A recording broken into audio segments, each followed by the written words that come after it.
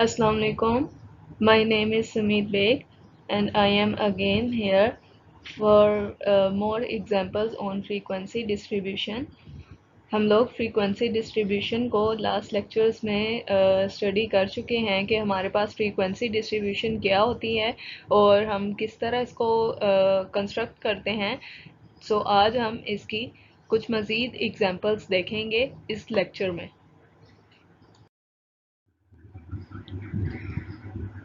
First हमारे पास जो example है फ्रीक्वेंसी डिस्ट्रीब्यूशन की, उसमें हमें क्या कहा गया है, make a group frequency distribution from the following data relating to the weight recorded to the nearest grams of 60 apples picked out at random from a consignment। हमें 60 एप्पल्स का डाटा गिवन किया गया है और हमें ग्रुप फ्रीक्वेंसी डिस्ट्रीब्यूशन इसके लिए बनाने को कहा गया है। तो हमारे पास जो फ्रीक्वेंसी डिस्ट्रीब्यूशन बनाने के लिए जो फर्स्ट स्टेप होता है उसमें हम लोग रेंज फाइंड आउट करते हैं। ठीक है, हमारे पास by scanning the data we find that the largest weight is 204 and the smallest weight is 68 grams, so that the range is 204 minus 68 equals to 136 grams। जो हमारे पास रेंज आई वो आई हमारे पास 136 grams। नेक्स्ट हम लोग नंबर ऑफ क्लासेस डिसाइड करते हैं कि हमारे पास 7 क्लासेस हैं of equal size. Then size or width of the class would be 136 divided by 7 equals to 19.47। जो हमारे पास रेंज आई है उसको हम लोगों ने नंबर ऑफ क्लासेस पे डिवाइड किया है, तो हमारे पास वैल्यू आई 19.47, जिसको हमने h इक्वल्स टू 20 ले लिया to facilitate the numerical work. ठीक है, 19.47 को हमने 20 ले लिया ताकि हमें न्यूमेरिकल वर्क में फैसिलिटेट हो सके ये। Let us decide to locate the lower limit of the class at 65। और ये डिसाइड किया गया है कि 65 से हम जो है हमारी फर्स्ट लोअर क्लास को स्टार्ट करेंगे। With this choice the class limits will be, और इस चॉइस के साथ हमारे पास क्लास लिमिट्स क्या होंगी, 65 to 84, 85 to 104, 105 to 124 up to so on at the last class limit। the group frequency हमारे पास जो कंस्ट्रक्ट होकर आई वो आपको यहाँ पर दी गई है। यहाँ पर आपको वेट दिया गया है, क्लासेस वेट, और इसके अंदर जो हमारे पास हर क्लास के अंदर एंट्रीज आ रही हैं वो आपको इस कॉलम के अंदर सेकंड कॉलम में आपको शो की गई हैं, 76 टू 80 एंड 82। ये हमारी वैल्यूज फर्स्ट क्लास के अंदर लाई कर रही हैं और ये 9 वैल्यूज हैं, इसलिए हमारे पास फ्रीक्वेंसी जो है वो हमारे पास 9 के इक्वल है। और सेकंड क्लास की हमारे पास फ्रीक्वेंसी 10 है, उसमें 10 वैल्यूज लाई कर रही हैं इस रेंज के अंदर। इसी तरह हम हर क्लास की फ्रीक्वेंसी फाइंड करेंगे और हमारे पास जो फ्रीक्वेंसी का टोटल सम है वो हमारे पास कैलकुलेट आ गया 60 के। ठीक है, और यहाँ पर हमारा जो कंप्लीट डाटा का फ्रीक्वेंसी डिस्ट्रीब्यूशन है वो हमने इस तरह कंस्ट्रक्ट करना है।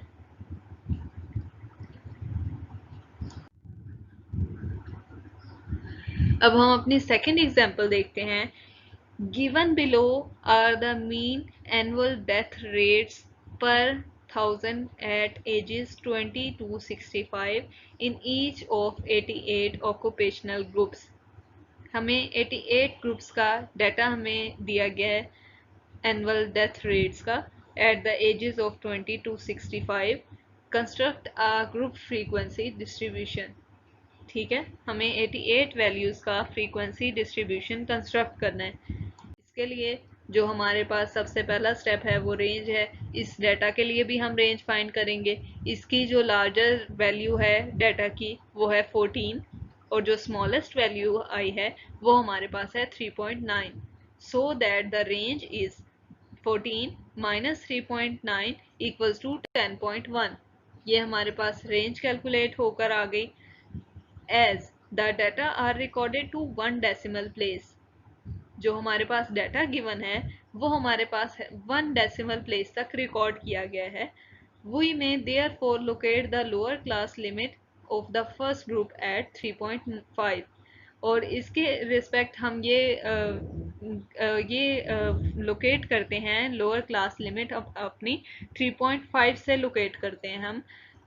Let us choose a class interval of 1 और क्लास इंटरवल हमारे पास 1 लिया गया है जो कि रेंज ओवर क्लासेस को डिवाइड करने से हमारे पास आता है।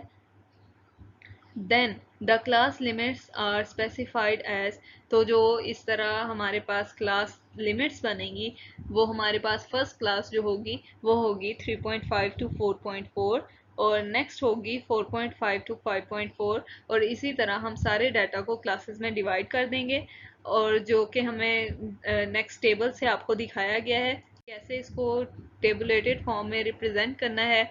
यहाँ पर डेथ रेट्स दिए गए हैं क्लासेस की फॉर्म में और उनकी फ्रीक्वेंसी दी गई है कि हर क्लास के अगेंस्ट कितनी वैल्यूज लाइक आ रही थी उस क्लास के respect.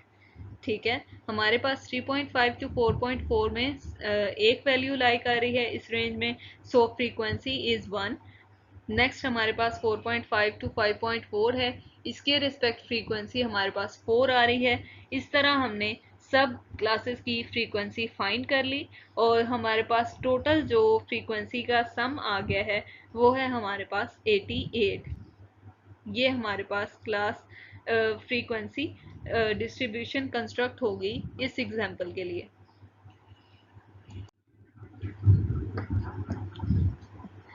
Construct a frequency distribution for the data below. अब हमारे पास थर्ड एग्जांपल है, इसके लिए भी हमें फ्रीक्वेंसी डिस्ट्रीब्यूशन कंस्ट्रक्ट करना है।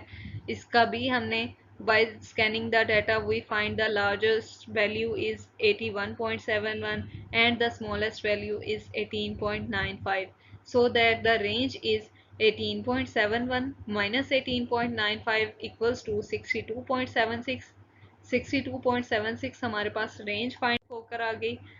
Suppose we decide to take 5 classes और हम 5 क्लासेस डिसाइड करते हैं, then size of the class interval would be, size हमारे पास वही जैसे हम पीछे पढ़ चुके हैं, range divided by classes equals to 12.55। ठीक है, इसको भी हम 12.55 को राउंड करके हम इसको नेक्स्ट इंटीजर वैल्यू पे ले जाएंगे h इक्वल्स टू 13। ठीक है, हमारे पास h जो होगा वो 13 होगा। तो इसके रिस्पेक्ट जो हमारे पास हम फर्स्ट जो 2 डेसिमल प्लेसेस तक हमारा डाटा रिकॉर्ड किया गया है, तो हम जो लोअर लिमिट है वो हम डिसाइड करते हैं कि हम फर्स्ट ग्रुप की 18 से स्टार्ट करते हैं। ठीक है, 18 के साथ इस चॉइस के साथ अगर हम लोअर क्लास लिमिट स्टार्ट करते हैं तो हमारे पास जो क्लासेस आएंगी वो आएंगी 18 टू 30.99, नेक्स्ट आएगी 31 टू 43.99 और इस तरह क्लासेस के अंदर हमारा डाटा डिवाइड होकर आ जाएगा, जो कि आपको गिवन बिलो जो टेबल है वो शो कर रहा है कि हमारे पास क्लासेस कंस्ट्रक्ट हो गई हैं 5 क्लासेस और जो फ्रीक्वेंसी है उन क्लासेस के अगेंस्ट वो फ्रीक्वेंसी हमने लोकेट कर दी टेबल के अंदर और जो फ्रीक्वेंसी का हमारा सम आ रहा है वो हमारा सम टोटल 30 आ रहा है।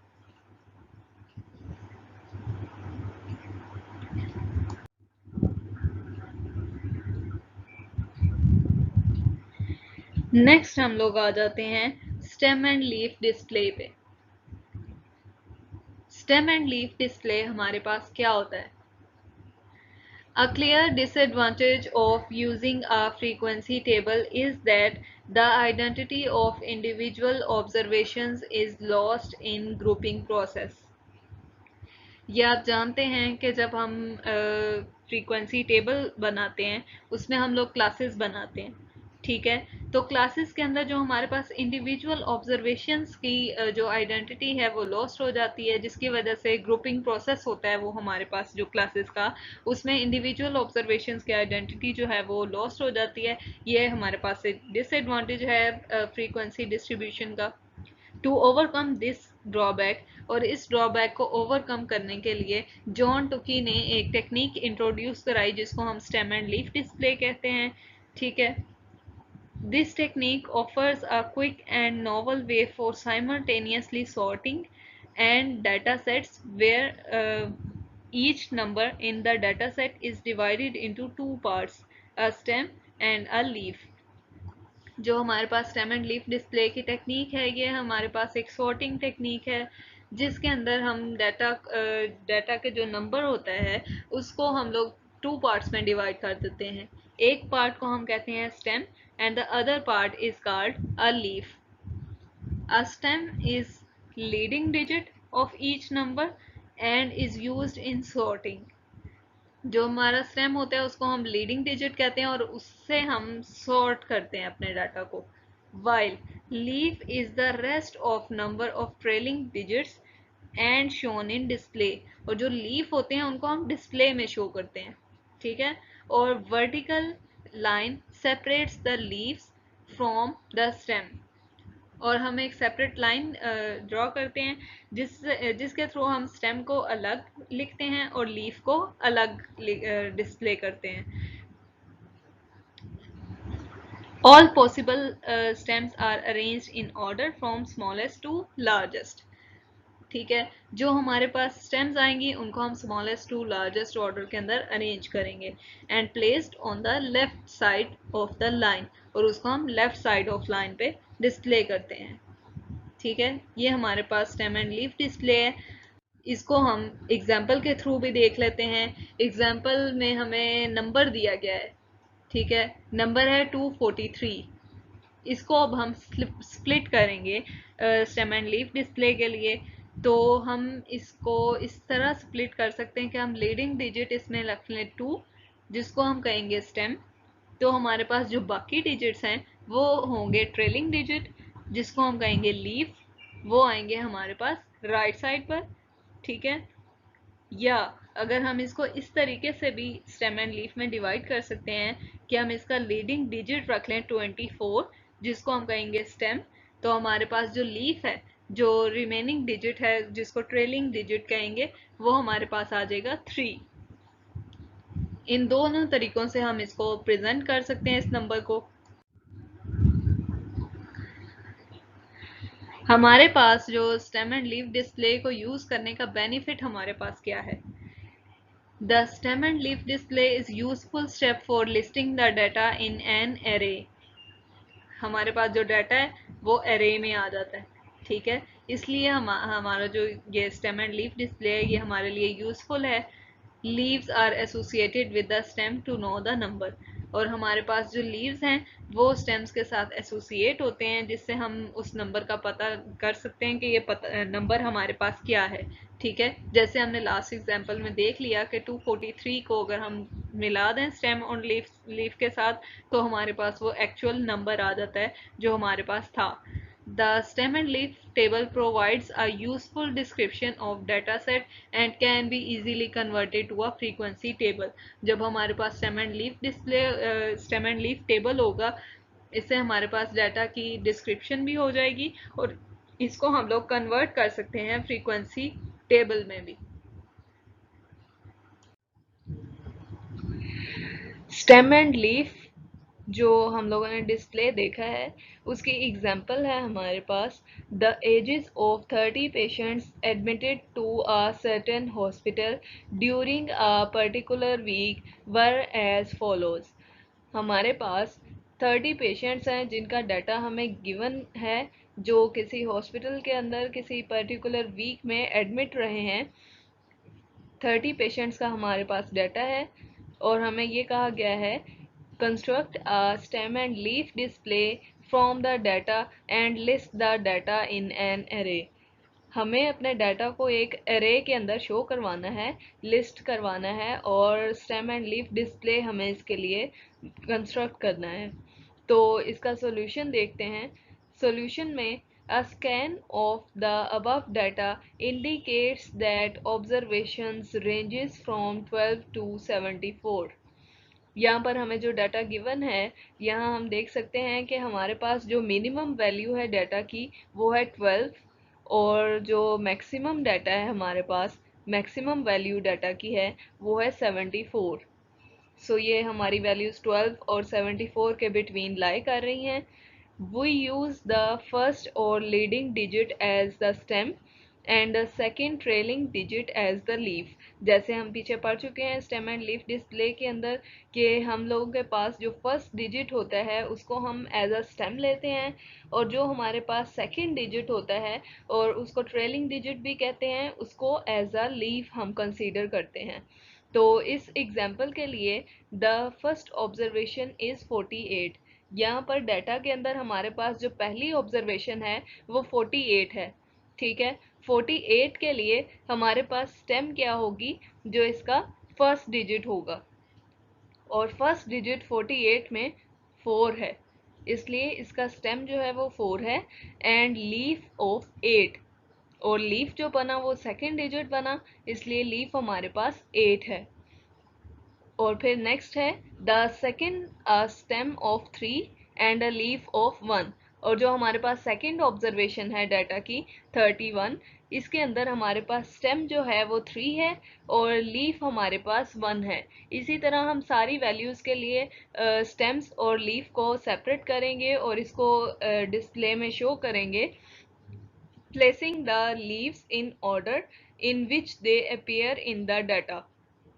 लीव्स को हम एक ऑर्डर के अंदर डिस्प्ले करेंगे, जहाँ जिस तरह वो डाटा के अंदर अकर कर रहे हैं उसको हम एक ऑर्डर की फॉर्म में लिखेंगे। We get the stem and leaf display as shown on the next slide, और आपको स्टेम एंड लीफ डिस्प्ले जो है वो नेक्स्ट स्लाइड पे इस एग्जाम्पल के लिए शो किया गया है कि वो कैसे हमारे पास आएगा। तो हमारे पास इस स्लाइड में लेफ्ट साइड पर हमारे पास स्टेम या लीडिंग डिजिट को हम लोगों ने फर्स्ट कॉलम के अंदर लिया है, और सेकंड कॉलम में हम लोगों ने लीफ को लिया है, जिसको हम ट्रेलिंग डिजिट भी बोलते हैं। ठीक है, यहाँ पर हमारे पास स्टेम जो है वो 1 है, स्टेम हमारे पास 1 है। 1 के साथ हमारे पास पहले है 18, इसलिए 1 हमारा स्टेम है, और लीफ जो है हमारे पास वो है 8, और नेक्स्ट डिजिट जो है वो है 12, इसलिए हमारे पास 1 जो है वो स्टेम है और 2 जो है वो लीफ है। इसी तरह हमने सारे डाटा के लिए हमारे पास स्टेम जो है उसको हमने असेंडिंग ऑर्डर के अंदर अरेंज कर देना है डाटा कॉलम में। असेंडिंग ऑर्डर में इसको डिस्प्ले में हमने शो कर देना है, और इसके साथ जो लीव्स एसोसिएटेड हैं उनको हमने नेक्स्ट कॉलम में उसके सामने हमने उसको प्लेस कर देना है। और इस तरह हमारे पास जो हमारा स्टेम एंड लीफ डिस्प्ले है इसको हम लोग इस तरह कंस्ट्रक्ट करते हैं। ये हमारे पास स्टेम एंड लीफ डिस्प्ले है इस एग्जाम्पल के लिए।